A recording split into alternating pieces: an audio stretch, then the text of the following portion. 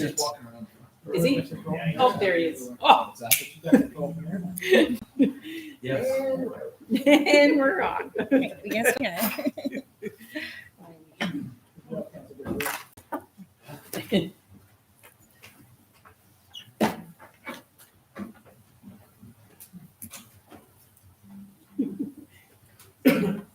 So am I good to start? Are you ready? Yep. So I am calling to order the regular council meeting on January 24th, 2023. So under opening remarks, I don't have a lot tonight other than to comment that all of council, including myself, have begun participating in the local governance orientation sessions, which there are many. So we've been through 2 already, and we have many more over the coming weeks, and so that's good. It's all good information, and hopefully most counselors are able to tune in, and they have at least made it available to put online for us if somebody has a conflict in their schedule. So that's all good, and outside of that, I don't have a lot of opening remarks tonight. I will ask the clerk, Laura, if we have any before we moving to item 3, approval of agenda. Do we have some amendments? Yes, we do. So we're going to move item number 7.1 to committee of the whole to be renumbered as item 12.1 land. And we're going to keep 12.1 as personnel, and with the addition of item 12.3 to personnel as well. Okay, so I'm going to see if someone would make or move a motion that the agenda for the regular public council meeting dated January 24th, 2023 be approved with the following changes as outlined by Laura, which I can repeat for record. We are moving item 7.1 to committee of the whole to be 12.1, and moving item 12.1 to 12.2, and 12.3 is 12.2 to 12.3 as well. Anybody want to move that? Sure. Deputy? Seconded. Second. Okay. Everybody ready for the question? We'll go with raising of hands again. So all in favor? All in favor? Oh, yeah. Okay. Anyone opposed? Motion is carried. So we'll move on to item 4, which is declaration of conflict of interest. Does anybody have a declaration of conflict that they want to declare tonight? Or conflict of interest? Seeing none, we will move on. So we have approval of the minutes. So I will first have a motion for approval of the minutes of January 10th, 2023 as distributed. Does somebody want to make a motion to do that? We've got Councillor Williams, seconded by Councillor Bradbury. No shocker there. Does anybody have any comments or questions on that set of minutes? Okay, so for approval of the minutes, the motion, are we ready for the question, I guess? Good. So all in favor of approval of the minutes as distributed? Please. That Laura? All opposed? Motion is carried. And for those here in the audience or anybody that is tuned in online, you may see us all deferring to our devices a lot, and that is largely because we have committed for at least the first quarter of this year to attempt to go completely paperless. So it's a little bit of a change because usually a lot of councillors would have the full package printed and in front of them. So we have, we're going to go try and go paperless, but as a result, you're going to see us defer to our laptops or our devices to be able to read what's in our package. Okay, so we can move. We guess we can skip business arising from the minutes, because we only have that one item. And The special or the council committee. Minutes. do we have two sets of minutes? Right, because we have a double meeting. I apologize. We've got an extra motion to make here on minutes. So we have a motion for approval of minutes of council and committee that was on January 10th, 2023 as distributed. Would we have someone that would like to make that motion? Councillor McCartney, seconded by Councillor Leach. Okay. Anybody have any questions or thoughts on that set of minutes? Hearing none, is everybody ready for the question? Okay, all in favor of accepting the minutes as distributed? All opposed?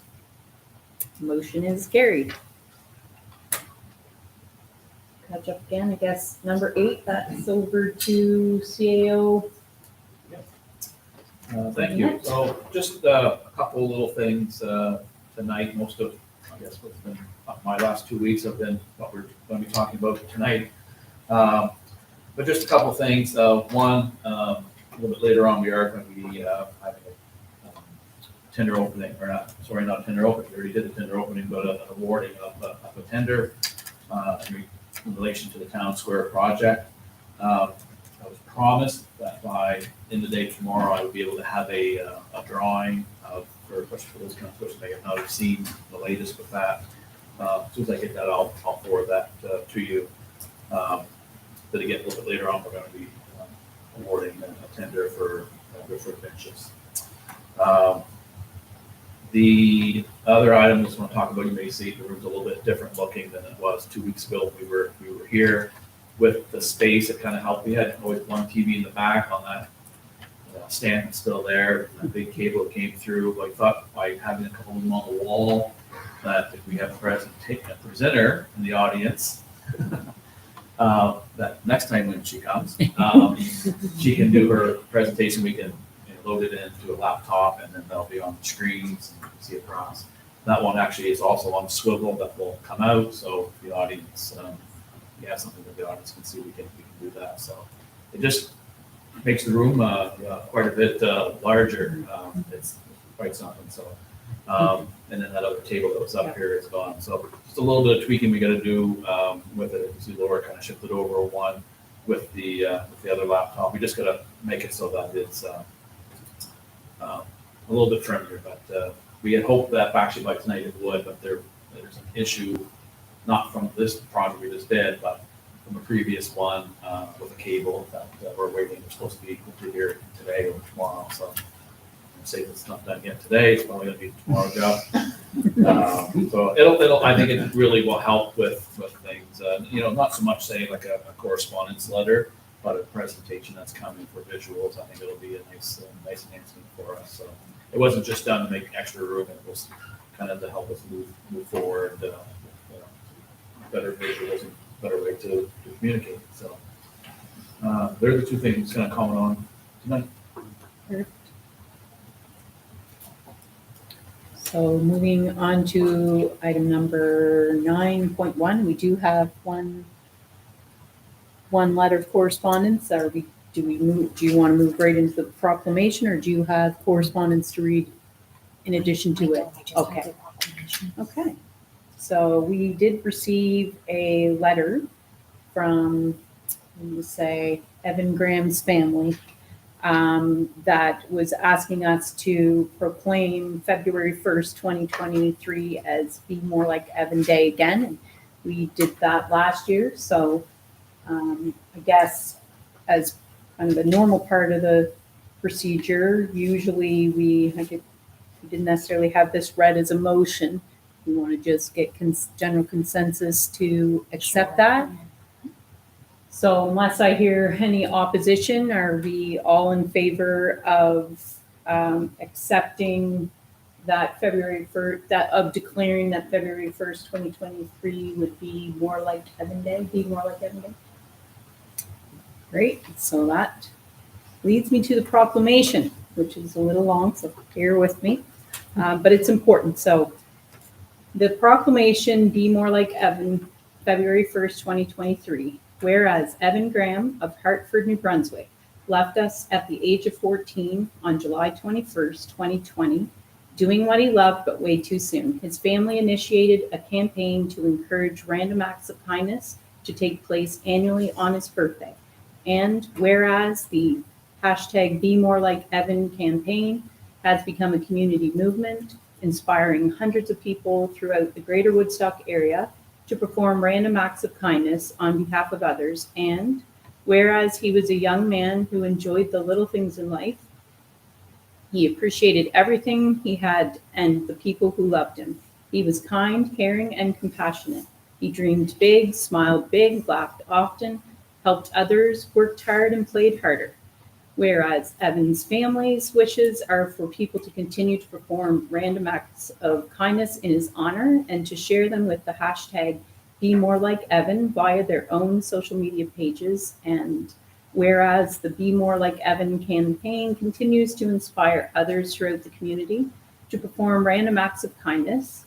And whereas the third annual Be More Like Evan Day of Kindness will take place on Wednesday, February 1st, 2023. And whereas we hope many adults and children throughout the municipality will perform acts of kindness to honor Evan's family's request. Therefore, I, Trina Jones, Mayor of the Municipality of Woodstock, do hereby recognize February 1st, 2023 as the third annual Be More Like Evan Day of Kindness in the Municipality of Woodstock. And I ask all citizens to consider random acts of kindness in his honor and to encourage others to do the same. So it's a very good cause, and it had really broad reach last year, especially during I guess we were still highly restricted through that period last year, and it had reached well beyond this community. So I hope everybody still supports that this year. And other than that, so we're into new business. Do you want to take The first one. 10.1? Okay. As I just mentioned, the first item is the town square tender opening. So you can see the letter that was in your package. It's from Jim Scott of Trace Planning and Design. I'll read the letter first, where it says, "Dear Mr. Gardner, after careful review of the submissions received in response to tender 2023-02.1, supply and delivery of park benches, we are pleased to recommend awarding this contract to the lowest bidder of Palmer Fabrications Limited.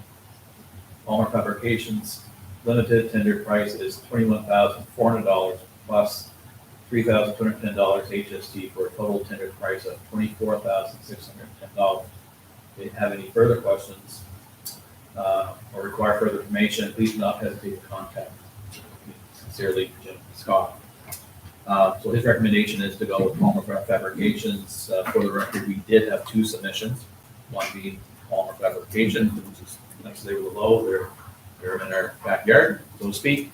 The other did come from ABC Recreation, and their price was, with HST, was $26,880. So it's a low, it's a small tender anyway, so you expect it to be close. The main difference in price was shipping. Yeah. I think ABC might be Nova Scotia, but not local, and that was definitely the difference. So there's a slight price, a little bit cheaper with Palmer with per bench, but the freight was definitely the difference maker. So Nice to see the local exactly. be awarded a contract. How many were there? Benches, how many? I'm gonna say 10. If I'm wrong with that, I'll verify that. But, Okay.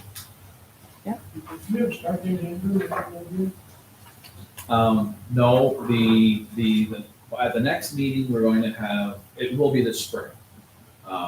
The fingers crossed, I guess a lot of it depends on time, like something like the benches, of course, the funds fabricate. The next one that will be coming will be the paver stones.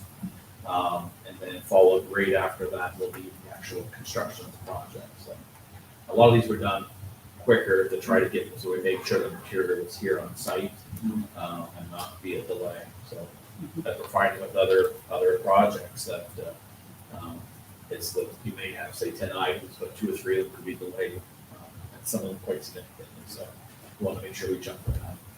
Do we have any idea on the length it's gonna, like, the amount of time it's gonna take us to have this project done?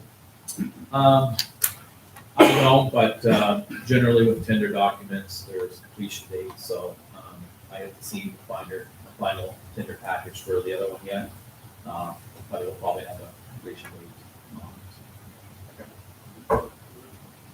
CAO is that the tender for the pavers is out, correct? It's out, Yes. yes, it probably, I believe it closes next week, so we'll have it for next council meeting. The main thing that we'll have to do is that when we know we're getting close, is to make sure that folks in the downtown core, especially in that area, and have businesses are well aware of what's happening, the public's aware, so when we visit, because there will be quite a bit of disruption, as you can imagine, to do that, so. And we'll consult with them too, they may have better times, they may say, no, don't do it, and they try to do it a little bit later, so. Okay, so for this tender, do we have a motion to award the tender for the square project to Palmer Fabrications in the amount of $21,400 plus HST? So moved by Deputy Mayor, seconder, Councilor Bradbury. Okay, so any more questions on that? We seem to get them all answered, I think. So, everybody ready for the question? So, all those in favor of approving the tender as described? And all opposed? Motion carried. Okay, next item of new business, I guess. I could reverse those, but I looked at it, but that's okay. Oh, yeah. Yep. Yeah. Okay, We have Jennifer Brown in the audience tonight from Dillon Consulting, who I mentioned at a previous meeting, is basically the overseer, I guess, with development planning for town of Woodstock, acting on behalf, we'll be doing PAC, that sort of thing. So as part of the reason why she's here is going to introduce herself for those that don't know her and what the role she'll be doing in Dillon in general. Thank you, Andrew. Worship, thanks for having me this evening. Good to see some familiar faces, good to see some new faces. What I'm going to do, and I apologize to the audience because we typically have slides up, but I'm going to strategically turn my laptop so we can both see. So I'm just going to give you a quick overview of what I'll do and my role here over the next year, as well as a bit of a project that we'll be undertaking to update your municipal plan and zoning bylaw. So I'll give you some kind of context of where that's coming from with respect to local governance reform. You'll likely be hearing about this again when you go for orientation. So this is a bit of a high-level review. However, you'll get into that nitty-gritty with the project. So an overview of today, we're just looking to do a brief introduction, talk about planning and local governance reform, municipal plan and zoning bylaw updates. Okay, who am I? So I'm a land use and community planner. I've been doing this for roughly 10 years now. My experience is largely in the federal, provincial, and municipal space. Previous to joining Dillon in 2019, I worked for the city of St. John. Previous to that, I was with the province of Newfoundland. I have a background in environmental planning as well as environmental assessment. I do some work in recreation planning and active transportation planning. My bread and butter, though, is around that regulatory processes as well as facilitating development. I do a little bit of work with developers in the province, as well as just generally in Atlantic Canada.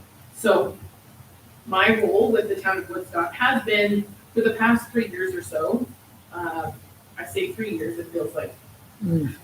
Feels like a very long time, but a very short time. Time is very bizarre right now. For the past 3 years or so, I've been working with Andrew and staff and councils of, to update the municipal plan and zoning bylaw. So you've got a relatively, well, the former town of Woodstock has a relatively new municipal plan and zoning bylaw. We'll need to update it to include, obviously, this larger area. So for the past 3 years, though, I've supported Andrew, my colleague Stephen Stone has also supported Andrew in his efforts as CAO and also a development officer. So what that means is supporting complex permits that come through the door, any kind of pain points that are happening with local development community, we provide some insight there. So when it comes to my role as acting planning director now, officially, what we're planning to do is kind of provide that oversight with respect to any of those complex permits. So those are the big multi-units, the big commercial developments, anything kind of grander scale than is your typical run-of-the-mill development that comes through the door that Andrew's and his team handle. We're going to essentially take over your PAC process to alleviate some of the pressure on Andrew and staff. That means overseeing and reviewing applications that come through for variances, for rezoning amendments, for similar compatible use or conditional use applications. Those will come to us. That process looks like drafting the proper ads, circulating those proper ads, drafting the reports, and making sure that there's compliance with the Planning Act as well as your municipal planning and zoning bylaw. We'll also just generally continue to support municipal staff and council with any inquiries with respect to planning, but also any of those development-related questions that come through the door. We're there to support if need be. I think I've heard this term used a couple times. What we're really here for is to build your bench strength. Ideally, you'll find a registered professional planner to come on board and staff up. We're there to fill that gap. We're also there to help Andrew find somebody to fill that role. So we'll continue over the next year to explore what that could mean. What that likely will be is kind of an iterative process of pulling together a job application so that you can eventually reach out and hire your very own registered professional planner. Part of that bench strength also is bringing to the table these best practices and also this lens to kind of what's happening outside of Woodstock. A big thing here, and we'll get into this a bit, is this local governance reform piece. So it's not done. There's still things to come. We're expecting there to be statements of provincial interest. Statements of provincial interest will be, they're key items that the municipality is going to be required to cover in some way, typically through policy and action. We're going to make sure that your new municipal plan update considers what we believe will be the future statements of provincial interest, but we'll need to make sure that we're paying attention to the greater scale of municipal form to ensure that you're kind of covering all bases. The other thing that, when it comes to that lens outside of Woodstock, we've been working with Andrew for the past couple of years on incentivizing growth. You're starting to, we put a lot of time, we put a lot of money into this growth agenda. You're starting to see bigger applications, more final applications come through the door. You're going to see different types of development coming to Woodstock, and it's my job to help you prepare for that and ensure that what's best for the public is what gets approved. So the Dillon team that will be supporting me, there's 8 planners in Atlantic Canada total that feed me. We've got 4 in New Brunswick right now, 1 in PEI and 3 in Nova Scotia. So when I talk about bench strength, they're my bench strength. So if it so happens that I'm not available, or if Andrew's pulled me in one direction and we need support in another, we've got folks here in New Brunswick that can kind of hold up the show while other things are going on. I just noticed that there's a typo in your that says supported community planning in Grande Westfield for 5+ years. That's a great error. Well, I did that in Grande Westfield. I've only been here for 2 years. So I'm supported by a team of civil engineers, water and wastewater engineers, GIS analysts, and environmental professionals. So I'm able to lean on our local staff if there's anything that comes to light that, is a pain point. We've got a team behind me that can support providing that advice. So moving quickly on to planning and local governance reform. So there's lots of changes obviously that have come out of local governance reform. One of the very big things and big objectives of the minister is to really put land use planning at the forefront. So there's goals in place to have the entire province planned within right now a small window. We'll see how that window evolves. The big change for your day-to-day is that, there is a requirement now that planning work be overseen by a registered professional planner. So that's where I come in. The other kind of big piece here is that you're required to update your planning related bylaws to cover and support administration of development throughout your entire boundary. So you've got some planned and unplanned areas. We kind of have to wade through until we get those amalgamated into one document. We'll talk about that in the next section. I think it's important to note and to drive home the point up. We're expecting a bit of a change in expectations. We're expecting the province to evolve its approach to planning. My job is to make sure that Woodstock kind of tucks and bolts with those changes, because we're really not sure how this is going to go. The province isn't really sure how this is going to go. This is a very stringent requirement for a primarily rural province to require registered professional planners. So I mentioned before, Dylan's going to act as your planning director. We delegate authority to your development officer, which in the past has been Andrew. We're going to take on a bit more work for Andrew until that time that you can get your own planner. But in terms of day-to-day, so as folks come through the door, they're not going to see any big change. This is all very much behind it's the inner workings that we're talking about here. The other kind of fail-safe here is that the province has currently provided parameters around what the planning director role is, what the expectations are in terms of those big amendments, those big variance packages, any type of oversight. There is some continuity from the province there. And if you want to just turn just briefly to the map. So obviously we need to update the bylaws to include all these new areas. So there's a slew of bylaws obviously that need to be updated.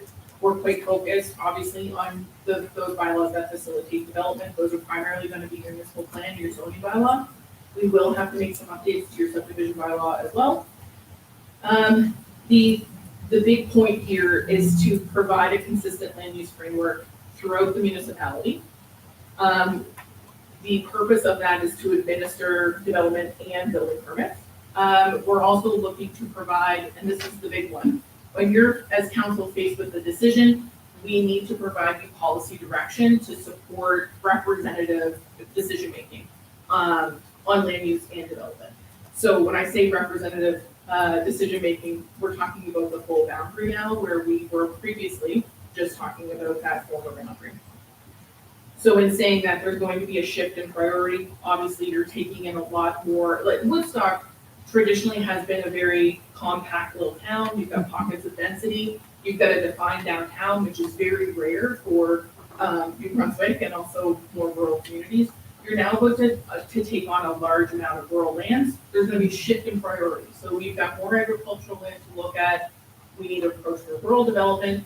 Rural development has a nice melting pot of commercial uses at a variety of ranges and residential uses that have to coincide together. These folks might not necessarily be used to coming in for permits. So some of this is about outreach.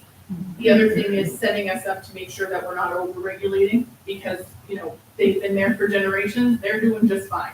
Our job is not to come in and steamroll anybody. Our job is to make sure that there's an ease of process when they walk through the door, and we'll work with the public to get us there. So moving on to your municipal plan and zoning bylaw amendments and what that looks like.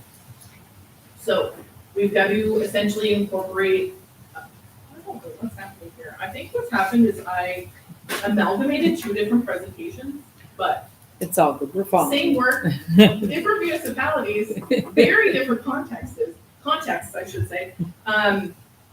Anyhow, so we'll skip to the process and timeline. So we're going to do a bit of a background to understand what's going on outside of the former municipality of Woodstock. We need to understand what these land uses are, what they're assessed as, to kind of get the lay of the land. And then we go into engagement. Our plan for public engagement is to do a bit of online engagement, a bit of in-person engagement. I'll review the engagement plan momentarily, but we're looking at a pretty tight timeline.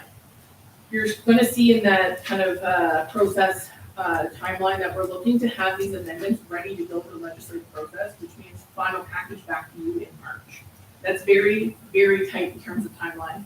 However, the reason we're doing that is because you have a very busy development season, and the longer we take to do these amendments, the more difficult it is to issue those permits. And we're trying to kind of get ahead of it as much as we can.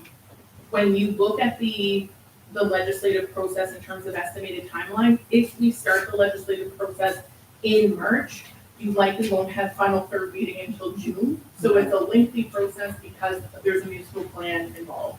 It requires a 30-day public comment period, so that cuts a month right there. However, we're hoping to use that 30 days to do more robust engagement to get the word out about what these amendments really mean to folks for their daily lives. So with that engagement plan, by the end of January, we're ready to launch this tomorrow. We've got an online survey and an interactive map. We know from experience that people are focused on typing in their address, zooming in, seeing where they are. What we're trying to do is get them to go up a level a little bit here. So take the survey. The survey gives us some general information about what people are interested in, what the hot topics are, what the pain points are.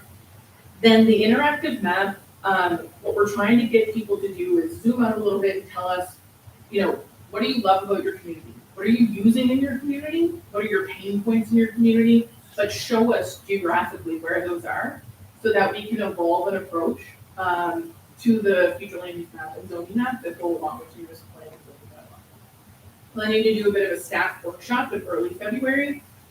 We've got a tentative date for an open house as March 1st. That open house will run all afternoon. Will be a spot in the afternoon, a slot in the evening. If we find that, we're going to adapt here. So if we find that, there's a huge turnout and people are really upset that they didn't know about it before, that's completely fine. We essentially just restart that engagement process and do it again. So back to online engagement, back to having another open house. We want to make sure that there's options. When we talk about what engagement numbers are enough, we're looking at to exceed your voter turnout. So that generally is kind of our sweet spot. We've just finished doing public engagement in 2020. I think our last engagement was, I think we did it in February and then the world shut down. But turnout was always generally pretty good in Woodstock. So we know you have an engaged community. We're now need to make sure that folks that live outside the former town boundary are just as engaged as those that were the last time. So we track that a bit through our online engagement. We ask folks for the postal code. We generate essentially a heat map of where the interest is coming from and provide that to council basically once a month. So I give Andrew updates once a week. You'll get them hopefully once a month, if not more. So we're looking again, legislative process, hoping to start end of March. But again, we're pushing that timeline really hard. I say start the legislative process end of March, but I think realistically we're looking at first meeting in April. You've got 2 meetings a month. It does bode well for you that with 2 meetings a month we can get this legislative process tightened up. So if we need more time to engage, we can. Okay, in terms of next steps, so we need to publish that online survey and we need to get that interactive map up by the end of the month.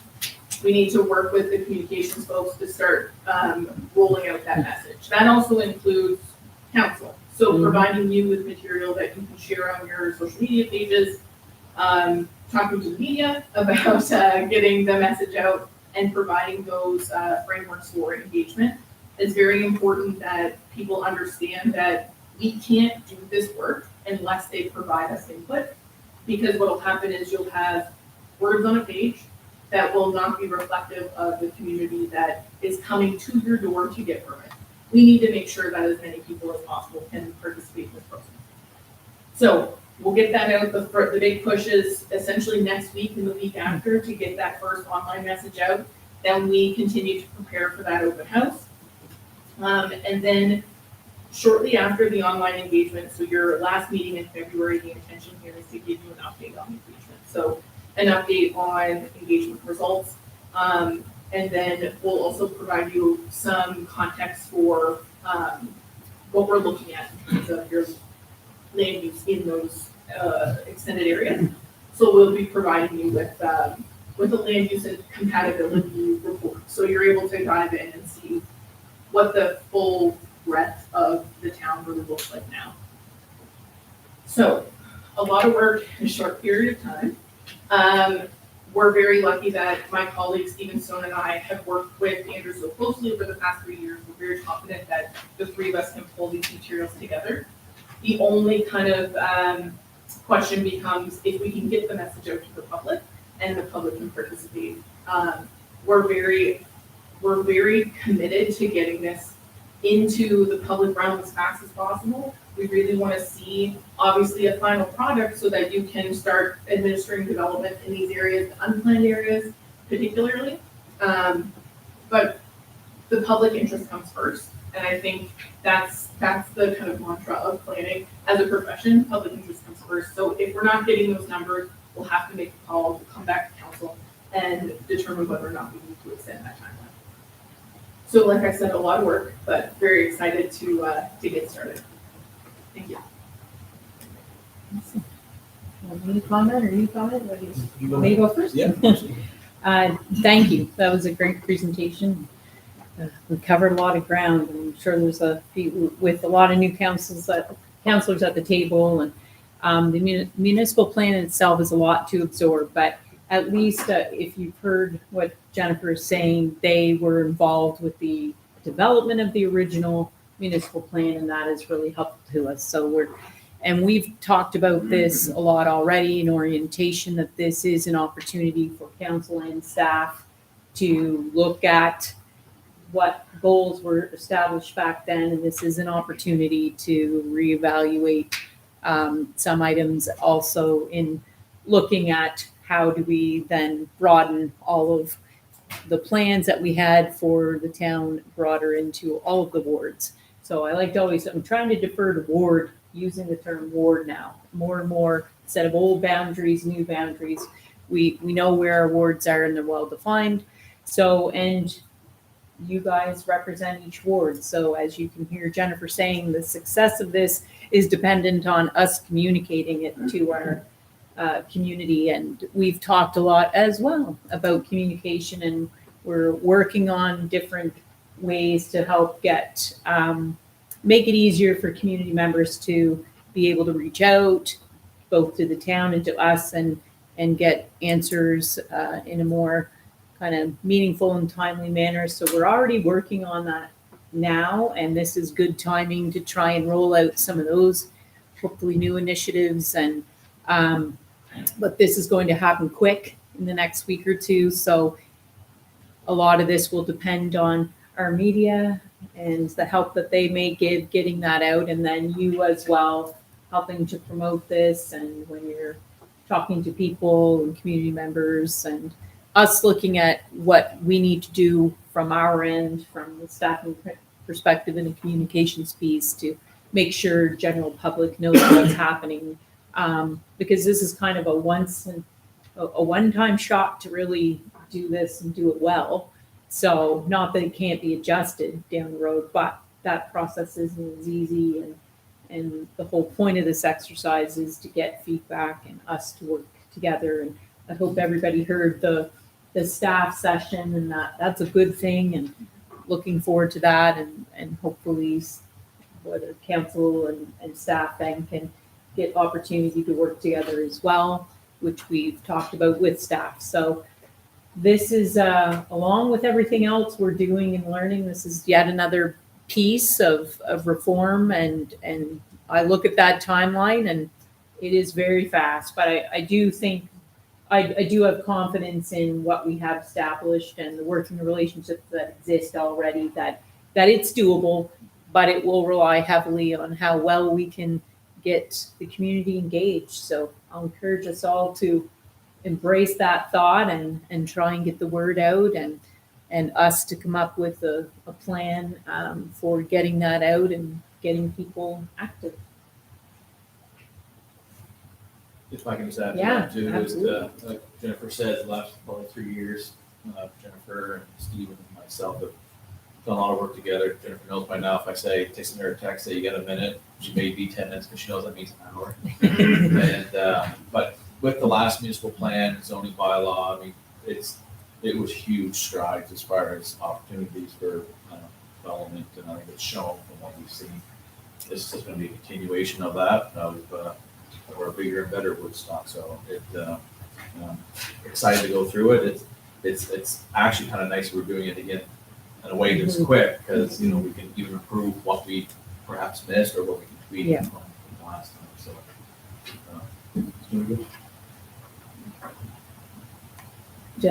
I think Jennifer's sticking around anyway for a little while perhaps, so do we want to open it up for, Jennifer, are you okay to take questions right now from Yeah. council? Does anyone have any questions? Councilor Lou? Hi.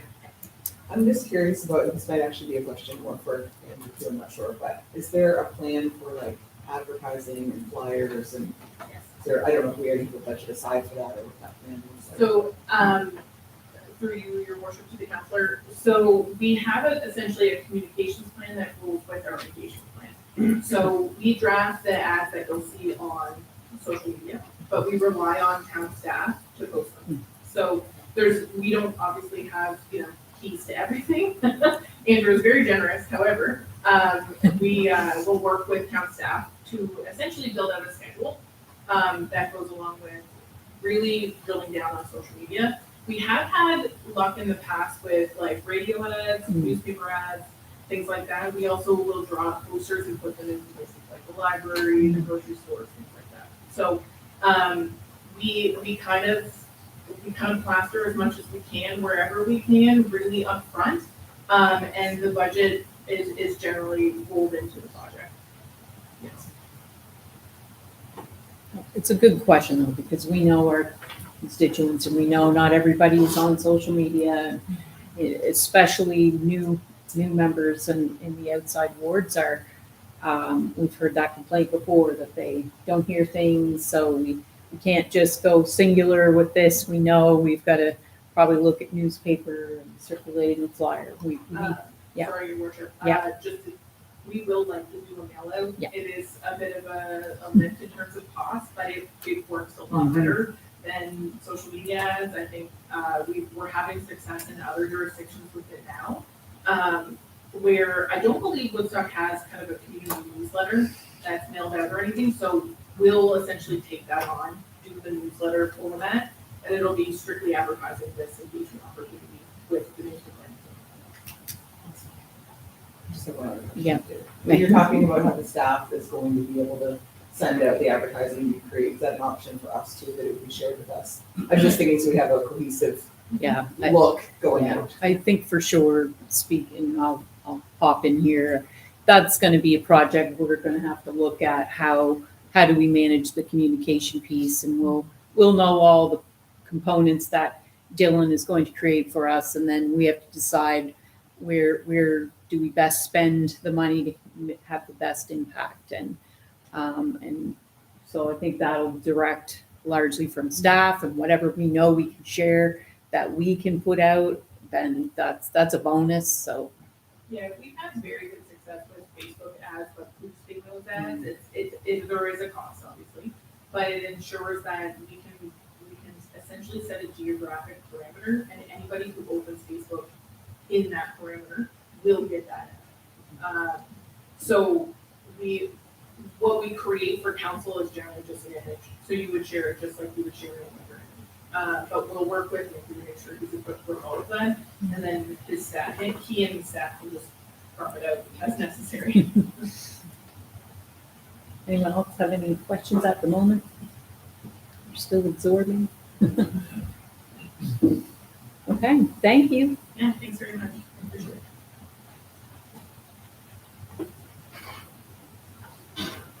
So moving on to our last item in new business is the Sports Wall of Fame Committee, and CAO, can you give, I guess, an overview? It's been a long time. It's been quite a few years Yes. pre-COVID since that group was active. So if you could kindly give an overview of Sure. what the objectives are, I guess, to get that up and running again. And So it has been a few years since, I think it was, well, it was pre-COVID, the committee had felt that they didn't want to do a ceremony during those times, so some members have moved on, and unfortunately, we lost a great man, Don Peabody, not that long ago, who was actually the chair of the group, committee. Was looking to start that up again. There are some board members that are already existing, but we'd like to have a member of the council on that committee as well. It is a county committee, so that's what we're here for, I guess, tonight, to see if there's a council member that might be into that sort of thing, that would be interested in. I will add, typically the mayor has Yes, been the Yeah. council role, and I'm not saying that I don't want to do that. However, I know we've got some other committees up and going and participating on the Regional Service Commission Board, and then there'll be committees for me. I definitely don't mind sitting on this committee, but it's a fun committee. It's not, I wouldn't say an overly daunting commitment. So if there's a council member that has interest in participating on that, I will happily pass this one on to someone that has some great interest in it and can represent us and keep us posted on what's happening. So you want to see who's got interest in it? Yeah. Yep, we had one person raise their hand for sure. I told you I'd do it, we'll. Yeah, I feel the same way. yeah, I think we'll recreate that. I do too. So, we'll probably have a meeting within the next week or two. By now, usually the announcements are out. This year it could be easier in the sense that there were 2 people nominated that never had a ceremony. In fact, they're at the point, they don't even know they were nominated, it was that close to it, so it probably is more so getting the committee up and going, and you have to update, they have a constitution they go by, but it's more so just to kind of get together, because it's, again, it's fun, there is a vetting process, that's not just, Johnny played hockey there, you should pick him. They really go at it hard, and there's some pretty good debates at times on, it can be a person or a team, but there are some steps already happening with it, so, but it'd be nice to do it. We'll probably go 6 people at first. am I correct, the event is usually in May? It's Or is May, that- I'm gonna say it might even be Mother's Day weekend traditionally. Okay, If not, it's right there.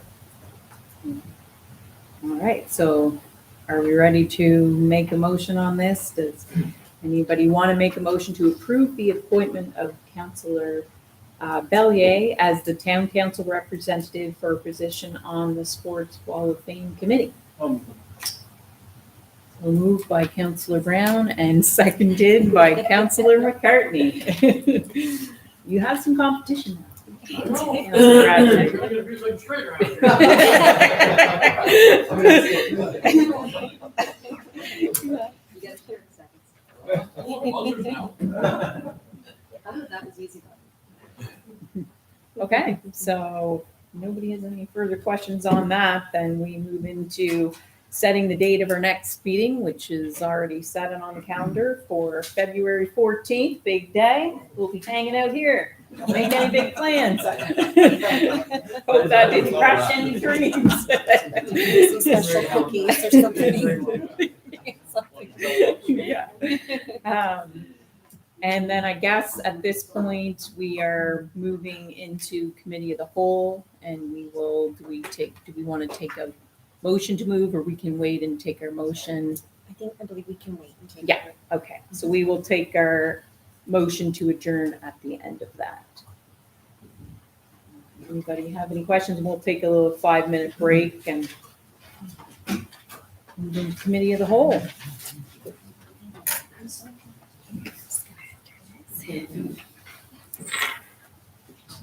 We can check. Move for a second, we're going to He'll see if he can see. and then another one come back. To come back out. Yeah. This one. And she may, we'll ask her Gotcha. for some statements. Okay, no, that's good, It's yeah. like it's, Got you. Okay, We'll thank ask you. her that, and then, like, you compare notes